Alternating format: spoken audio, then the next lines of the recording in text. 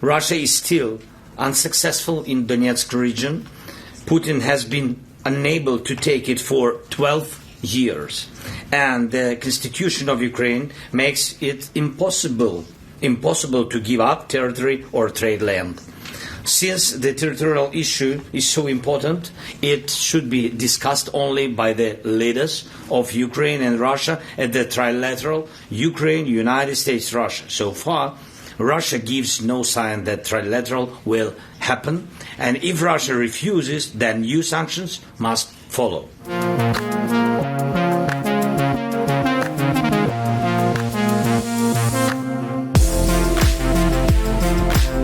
It's crucial that Europe is as united now as it was at the very beginning, as it was in 2022, when the full-scale war began.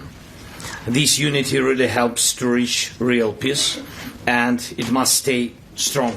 First, we have to stop the killings. Putin has many demands, but we do not know all of them. And if there are really as many as we heard, then it will take time to go through them all. It's impossible to do this under the pressure of weapons. So it's necessary to cease fire and work quickly on a final deal. We'll talk about it in Washington. Putin does not want to stop the killing, but he must do it.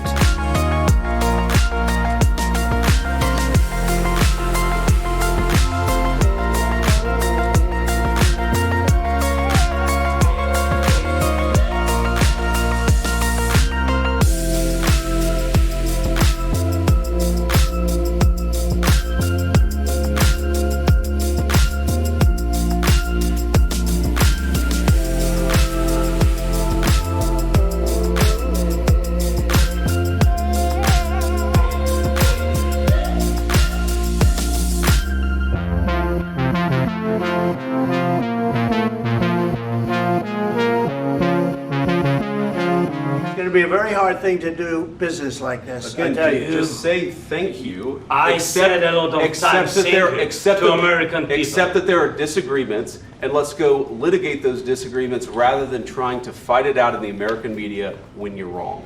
We know that you're wrong. But you see, I think it's good for the American people to see what's going on. I understand, sir. I think it's very I understand. important. That's why I kept this going so long. You have to be thankful. You don't have the cards. Thankful. You're buried there. You're people are dying. tell you You're again, running low on soldiers. Listen, please, you're running Mr. low on President. soldiers. It would be a damn good thing. Mr. And then you tell us, I don't want a ceasefire. I don't want a ceasefire. I want to go and I want this. Look, if you could get a ceasefire right now, I tell you take it so the bullets stop flying and your men stop getting killed. Of course, we want to stop the war. But you're saying you don't want a ceasefire. But I said to you, I want a ceasefire. with guarantees. Because you'll get a ceasefire faster than an agreement. Ask our people about ceasefire, what they think. That wasn't doesn't with matter me. for you what- That what wasn't this with me. means.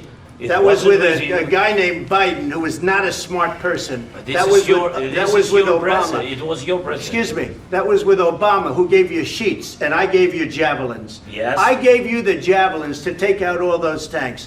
Obama gave you sheets.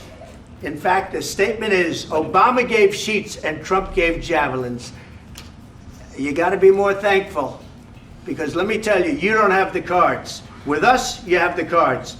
But without us, you don't have any cards.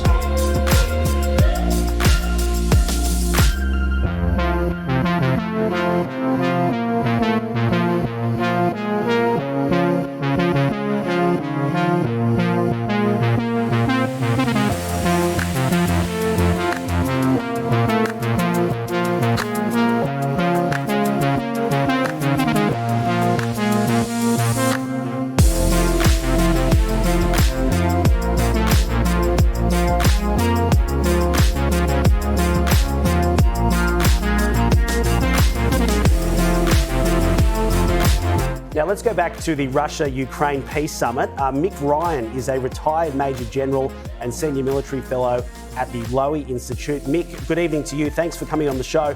Can I just ask, what did you make of those extraordinary scenes in Alaska with Trump and Putin side by side?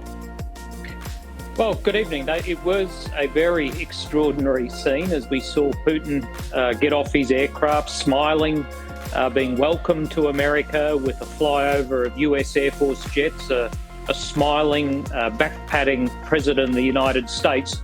He'd already got everything out of that summit as he got off the plane, and it only got better for him as he was not sanctioned and as Trump rolled over to many of his demands about not getting a ceasefire in Ukraine.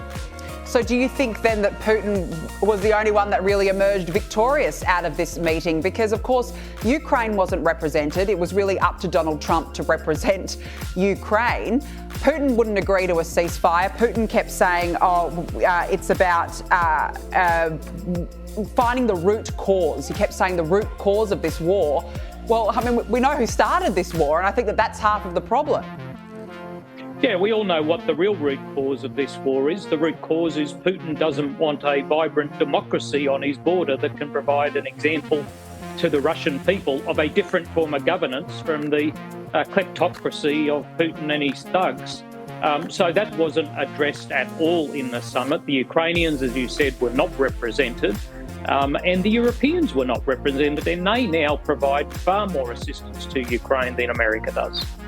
Mick, what happens from here, and can you see the idea of Putin and Trump sitting down with Zelensky in the weeks or months ahead? Well, certainly that has been speculated about by Trump. Zelensky has said he is up for that. The Kremlin has said that was not discussed at the summit.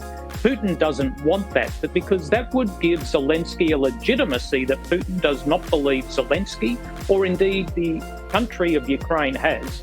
We all know Ukraine is a sovereign, vibrant democracy. It needs to be represented. And if that means that Zelensky and Putin have to be in the same room to negotiate a ceasefire and then negotiate it into the war, that's what needs to happen.